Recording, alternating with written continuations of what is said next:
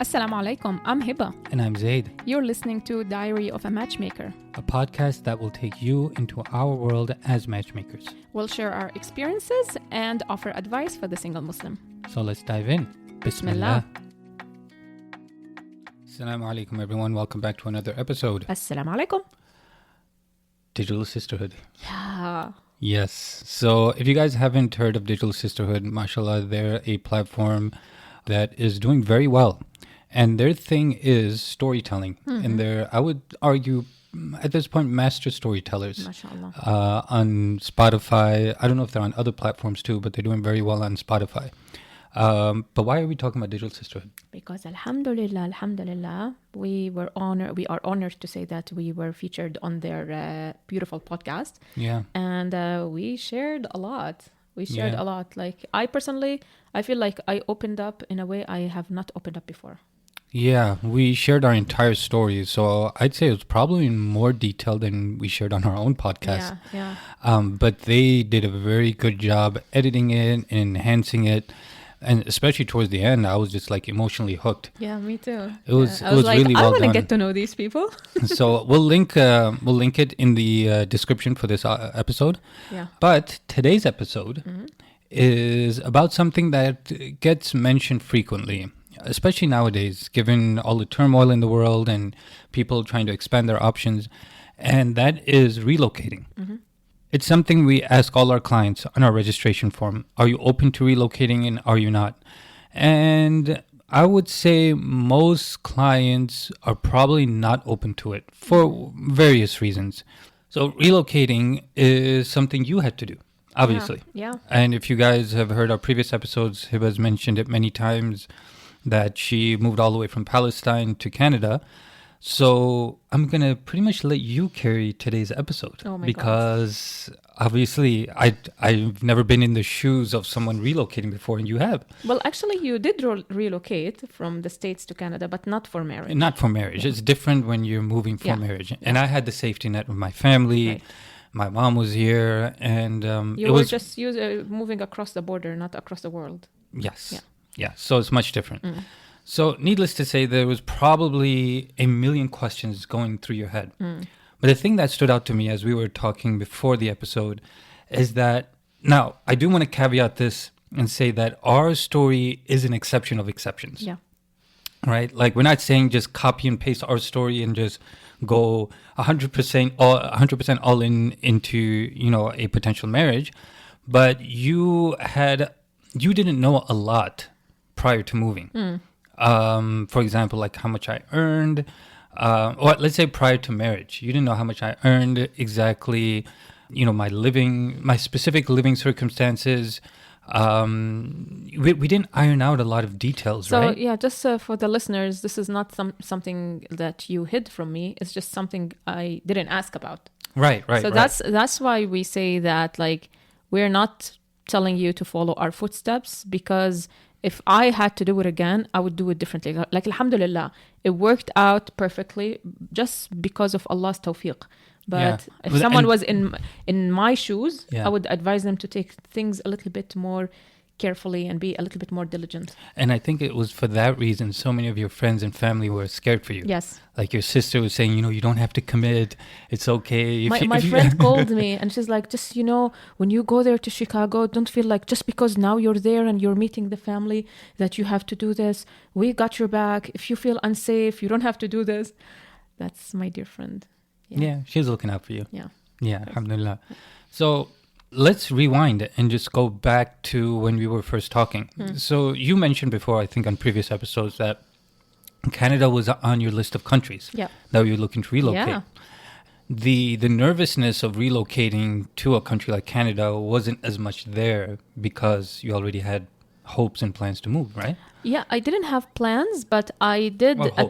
I did at one point visit an immigration agency, specifically thinking about relocating to Canada. I applied for a scholarship at McGill, and alhamdulillah, I got accepted. McGill, that's in Quebec, right? No, in Ottawa. No, In Ottawa. McGill University. Yeah. Right. Quebec, yeah. Yeah. I got accepted, and then when I got my hopes up and I was so excited, something happened and they just withdrew the entire scholarship. Really? Not just from me, like the entire project didn't happen. For what reason? They They didn't give any explanation? I can't remember. It was so many years ago. Wow. Yeah. So what I'm trying to say is I always wanted to move to Canada. But the funny thing is, when we started talking, I thought you're living in the UK because your profile said London. And I did not know there's a London, Ontario. Oh. Yeah. So you didn't... So honest question. When you were on HOD, you didn't filter your search for Canada? I didn't. I had other filters, but not specifically Canada, no. Okay, so it just so happened. It just so happens, yeah. Interesting. Yeah. Okay, so let's go a bit deeper. Your fears about moving away from family to a place where you didn't have any sort of safety net, anything that was running through your mind? Not fears about safety net and stuff, and I should have probably had some fears and had some concerns, but I don't know. I don't know if you want to call it naivete or Infatuation at the time. or just being so emotional, or I don't know. I don't know. So I didn't have those fears, but I did have other fears, like not fears. You could say more like hesitations, Okay. as in I'm leaving my family, starting over in a place I don't know anyone, and English is not my first language. Like alhamdulillah, I feel comfortable speaking English, but still it's not my first language. Till this day, even our listeners can notice it probably. I get stuck sometimes, say the wrong word and stuff. So I grew up in this protected environment.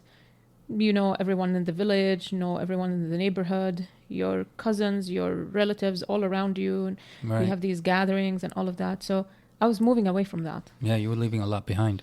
A lot, yeah.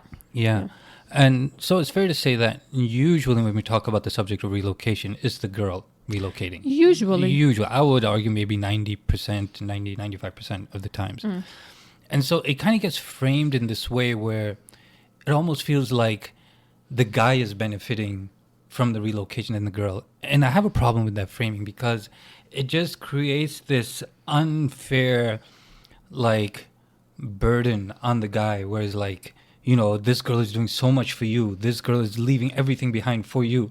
Well, no, that's not exactly the case. She is moving to start a new chapter in her life. She is beginning a chapter of companionship and love and possibly starting a family. So to frame it in a way where the guy is benefiting and the guy is getting XYZ, don't you feel it's kind of unfair to the guy? Yeah, not exactly benefiting, but she is taking a chance on him.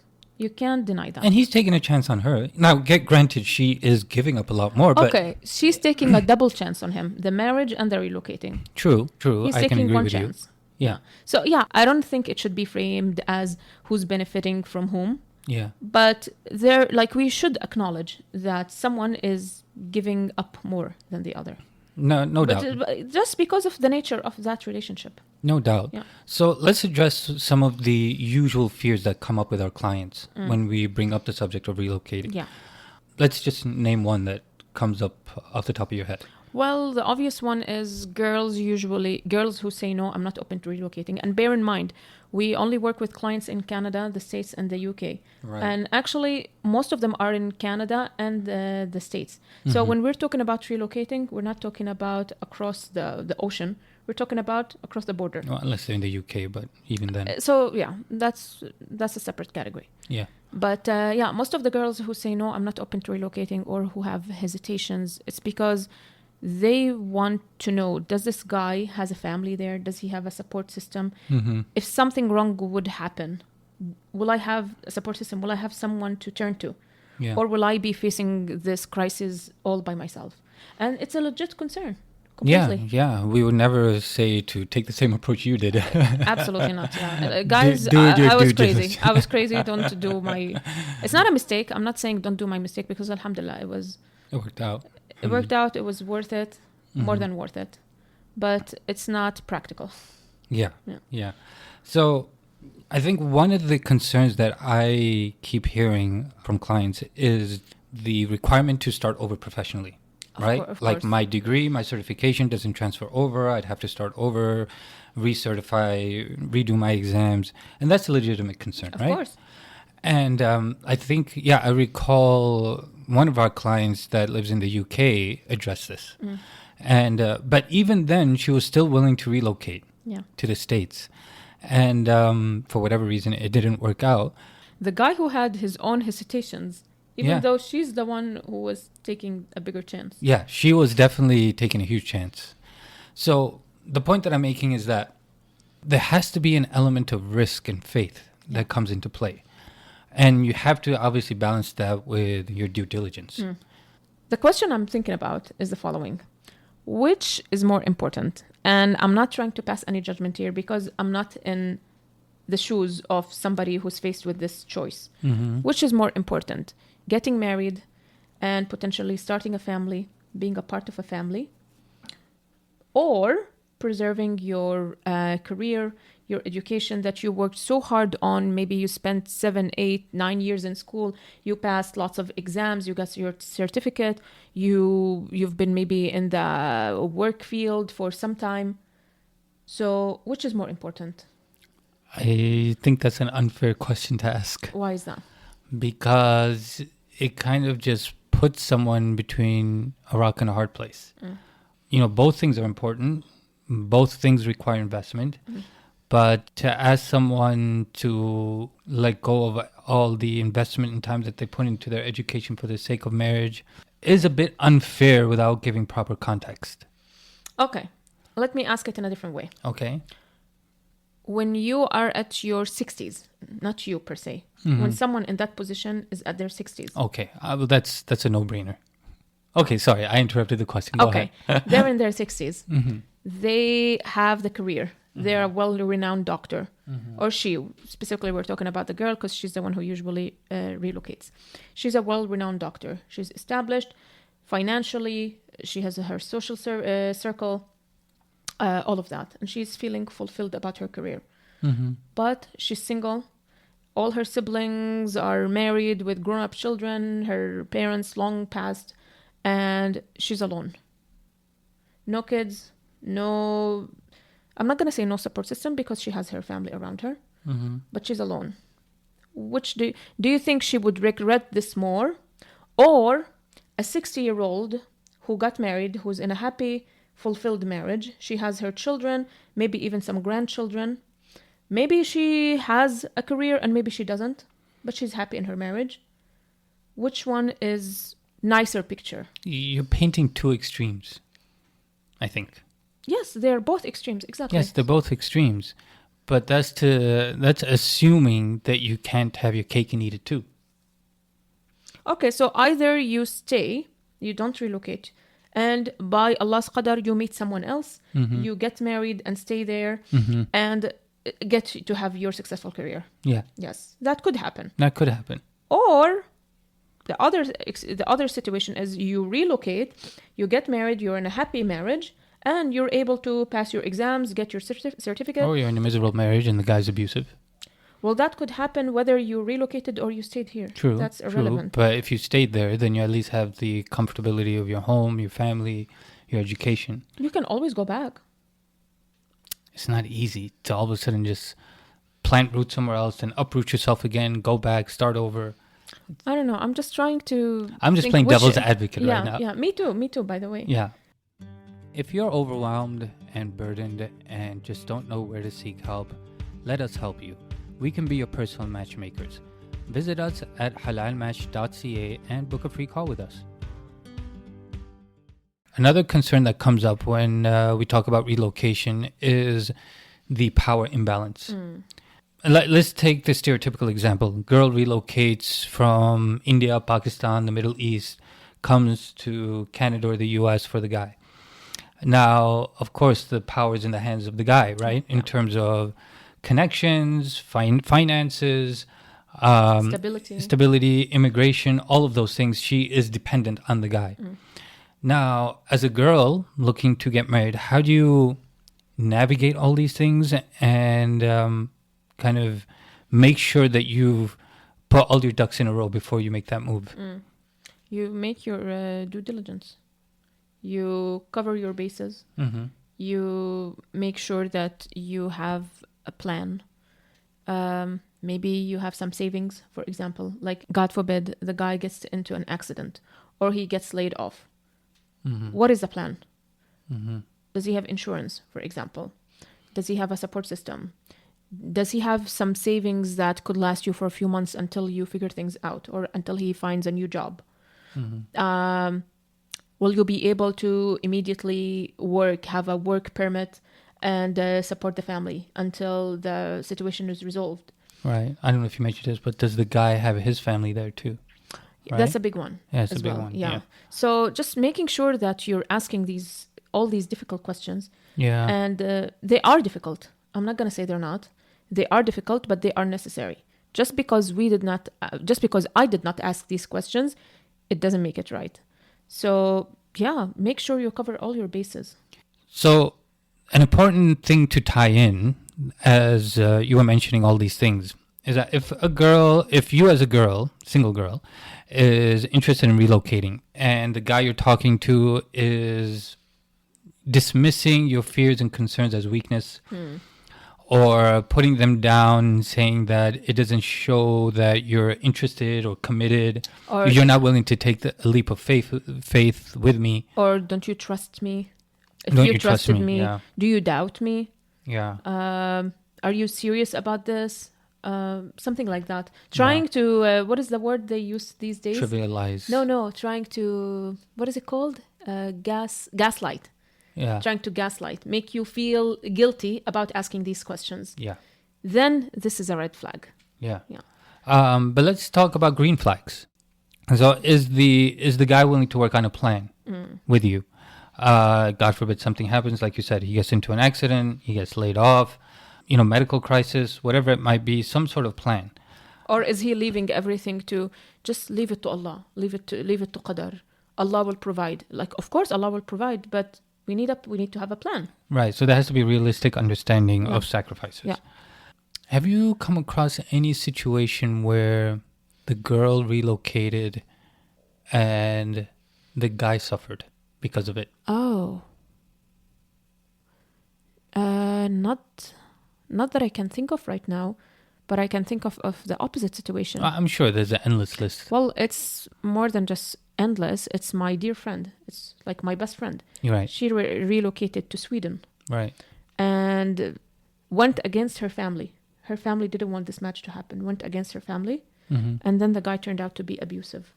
And she stayed in this marriage hoping it's gonna turn around.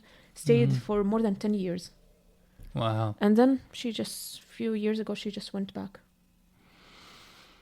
Wow. And the thing is, actually, this is very relevant to what we're saying. The guy had no family there. She was all alone. So he was able to just abuse her and manipulate her. Manipulate her, exactly. Brainwash her. Yeah. So these situations do happen. And we're not mentioning this story to scare you guys, to kind of paint this with an evil brush. But at the same time, these situations happen, but there are also many positive situations, like yours, for example. Like me, like our sister-in-law, for example. Yeah, relocated from Pakistan. But actually, funny thing is, in my family, my cousin relocated for his wife. Oh, yeah. Well, yes. I barely consider that a relocation. Well, it's across the border from Palestine to Jordan. Right, but right. At the same time, like... It was all one country at one point. We were all one at yes. one point. But, he's in a new environment. Culturally speaking, it's not much different. I don't know, just a little bit, at least. So there are lots of successful stories, and there are stories that will teach you to just be aware. Definitely. Another thing to be cautious of, if the guy is trying to use spirituality to pressure you into making the decision to move. So he could say something like, don't you have a strong iman? Where is your tawakkul? Just pray istikhara, and that's it. But he's not offering a plan. Because tawakkul is not a substitute for a plan. It's not a substitute for akhd bil asbab, like tying your camel.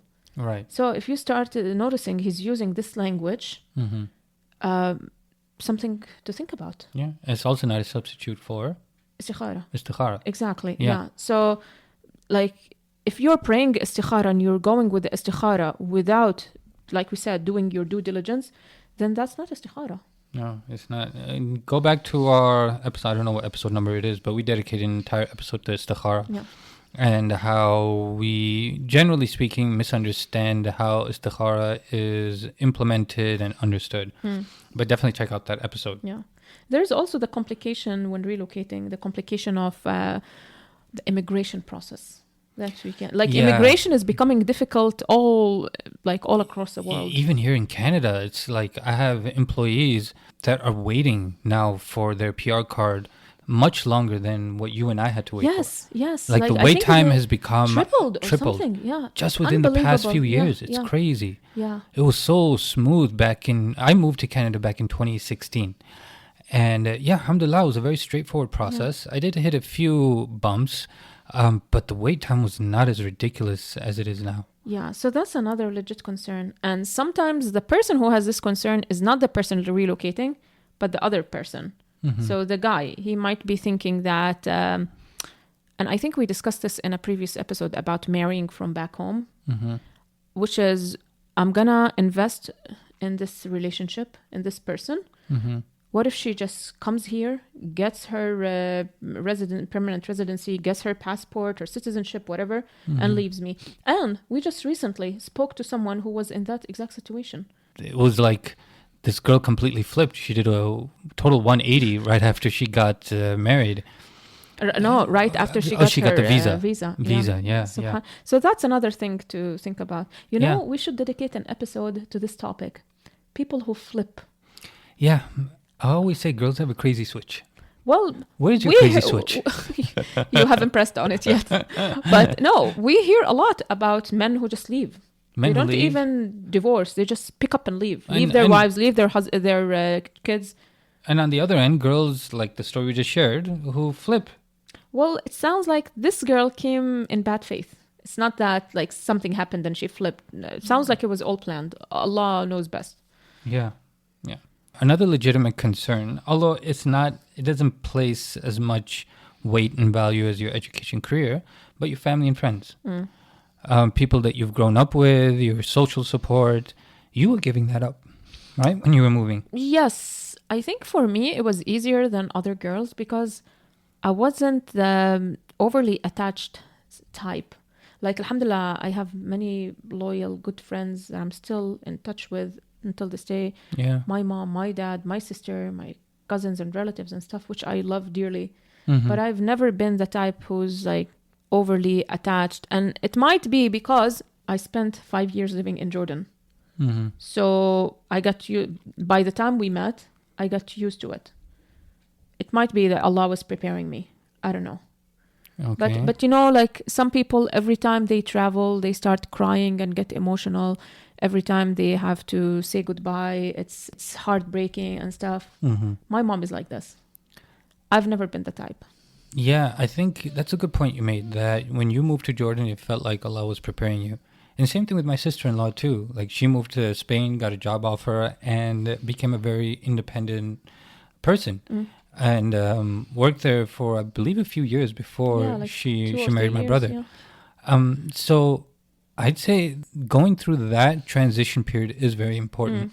And if you're a girl that is just going straight from living at home, let's say you were commuting to university from home, dependent on your parents, don't know how to feed yourself, don't know how to do many things for yourself, then all of a sudden you're uprooting yourself and moving across the ocean to go live with your husband, that can be way more traumatic and difficult than somebody like you and my sister-in-law. Absolutely. Yeah. You know what? I remember the days leading up to my leaving day. So my mom was a wreck. My mom was a complete wreck. Like, God, I feel so bad for her, like the way she was. But I held it and I didn't show any emotions, honestly. Just emotions. Just emotions of happiness, excitement, like butterflies and all of that. I held it until as much as I could. And then on our way to the airport for me to leave to Canada, I just completely broke. I broke.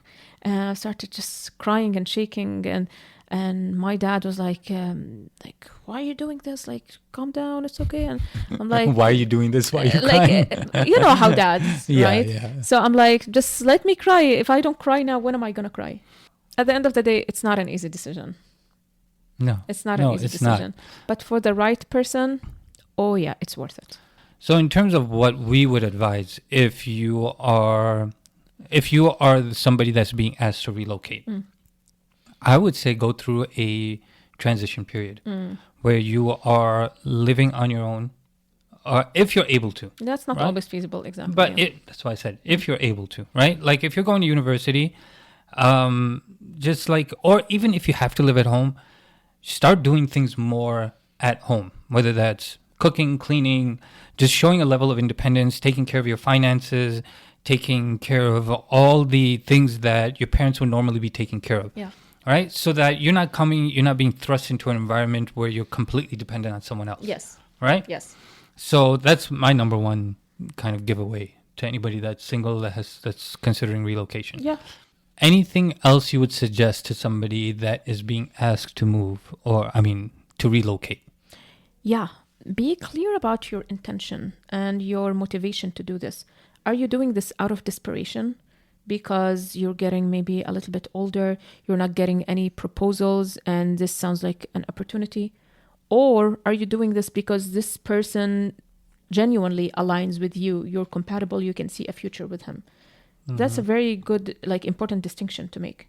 Yeah. If you're moving out of desperation, it's not a good thing. It's not a good thing. No. Also, normalize asking questions. Don't feel bad about asking questions. Of course, not in an interrogative way, not in a way that would make him feel defensive, but in a way that will offer you clarity and just put your mind at ease. And if you notice hesitancy answering these questions, or he's evading giving you direct answers, then it's something to think about. Yeah. And sorry, you were going to add something else? Something we mentioned before, but it's very important. Support system. Yeah. Will you have a support system there? Will the guy help you integrate into the new environment? Help you build a community around yourself, or be a part of a community? Or is he the loner type who's expecting you both to just stay together all the time? You're not going to have any friends. You're not going to have any opportunity to form relationships, because as exciting as it is, marriage and starting a new relationship, you need more than that. And the guy as well. You both need more than that. You need a circle of friends. So will you have the option to do that? Or will you be relocating to, I don't know, a deserted place? Right. So 2 things I want to add. Number 1, this is where you do istikhara, where you address these concerns, you ask all these questions, and then you perform istikhara. Yeah. And number 2, the caveat to all of this is that, yes, these things are important, but also understand that whether you're getting married domestically or internationally, it does require a leap of faith. You have to put your trust in Allah at some point. You know, you could have your million checklists, and actually, is this the place to mention it? We're going to be sharing a PDF document. Yeah, check out, by the way, the description of this episode. We're linking checklist of things that, if you are in that situation, that will help you make your decision in a more practical way. Yeah. So make sure to check out that checklist, download it, and hopefully it'll be useful. Yeah. So remember, this checklist, or any checklist you use, that's just a tool, right? It's meant to guide you, but not a means to be a determining factor. Exactly, yeah. Right? Because like I said, any decision with regards to marriage is a leap of faith, and you have to, at some point, after you do your due diligence, put your faith in Allah. Yeah. All right? Now, let's flip it. Yeah. If you are the person asking someone else to move, what should you do? I think, be open to answering their questions openly. Of course. Have a deeper reservoir of empathy. Absolutely. I think understanding that she will be very dependent on you, and not taking that for granted. And not underestimating this. Like, Yes. you don't want to be in a situation where, I don't know, after she comes and you realize what a big responsibility this is. Right. So when you came, that was when restrictions became tighter. Flight restrictions were super tight. Yeah. And you landed, you had to stay in a hotel for 3 days. The cost was just ridiculous for everything. Yeah. And then even when finally I was able to come pick you up, you had to stay at home for, I think it was 2 weeks. 10 days. Or 10 days. And so I think I cleared my work schedule, or a good portion of my work schedule, to just spend some time with you. Yeah. And and of course the apartment wasn't the way you liked it. That's okay. But like, and then there was, of course, every girl wants to organize and decorate the apartment or the house the way she wants. So there was some time to do all of those things. Yeah. But inshallah, you won't find yourselves in a situation with COVID and restrictions and stuff. But it was wild. It was wild. But just be prepared for the responsibility. At least for her to be dependent on you for a few months, and appreciate the sacrifice she's making. Yeah, for sure. Yeah. As a reminder, guys, yes, our story is an exception. Alhamdulillah, Hiba took a larger than normal leap of faith on me, on just coming to a foreign environment. So we're not trivializing the act of relocating. It's a big step. And it shouldn't be taken lightly, whether you're the guy relocating or the girl relocating. Now, generally speaking, it's the girl. Yeah. But definitely use the PDF that we've provided for you to help guide you. And if anything resonated with you, as always, please leave a comment. Let us know what you connected with, what you might disagree with. Or if you prefer something more private, we're always available through email, info@halalmatch.ca, if you have questions or if you want to share your story. And we're always available. We'd love to hear from you guys. Until next time. Salam alaikum.